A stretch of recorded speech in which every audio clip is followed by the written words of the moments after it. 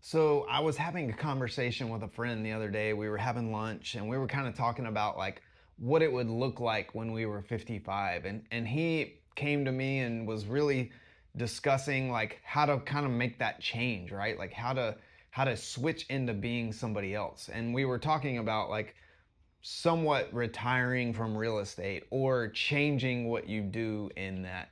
And he didn't want to be driving around in his car and showing people properties when he was 55. Now, for reference, he's around 42.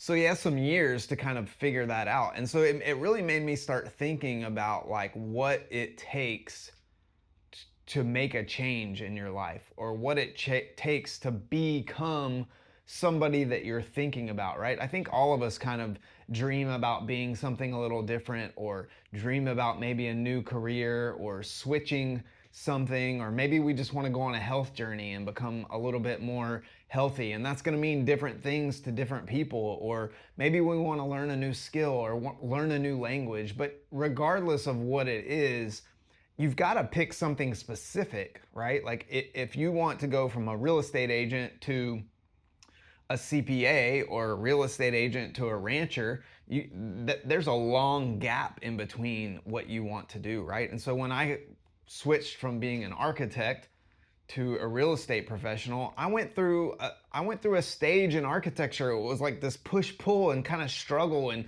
I had to actually make the decision that I didn't want to do that until I was 60 or 70 years old, and that I did want to make a change. So I had to get comfortable with that. And then I had to figure out what did I want to go into, right? Like there's a lot of different ways, and especially now with social media, everybody just bombards you with these ideas and making online money and AI and all this stuff. But it's never really real until you decide specifically what you want to go after or who you want to become.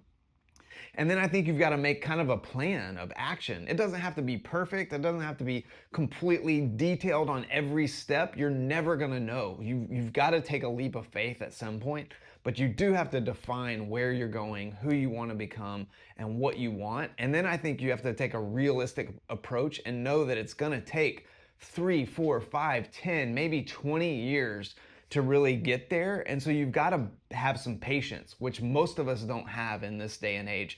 And a lot of us just want to sort of teleport from where we are to that new person or that new career or that new skill that we want. But in reality, it takes time. You've got to put in the time and the effort